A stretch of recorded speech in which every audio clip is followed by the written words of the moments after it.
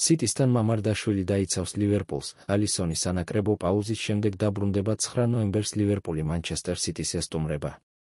პრემიერ ლიგის მოქმედი ჩემპიონის კარში იდგება გიორგი მამარდაშვილი, რომელმაც ზედიზედ 2 შეხვედრაში მადრიდის რეალსა და ბირმინგემის ასტონ ვილასთან გოლი არ გაუშვა.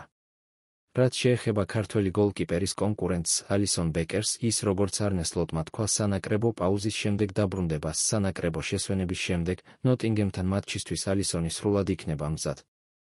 რაც შეეხება დანარჩენ ტრავმირებულებს, ფრიმპონგი ფორესტთან შეხვედრისთვის გამოჯანმრთელებას ვერ ასწრებს. ისაკი. მან გამოტოვა 3 კვირა და ფორმის აღსადგენად დრო სჭირდება.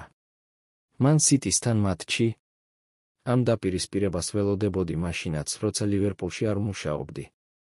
ერთმანეთს ეთამაშებიან ისეთი გუნდები, რომლებიც 10-დან 9 შემთხვევაში შენს მოლოდინს ამართლებენ. არნე სლოტი.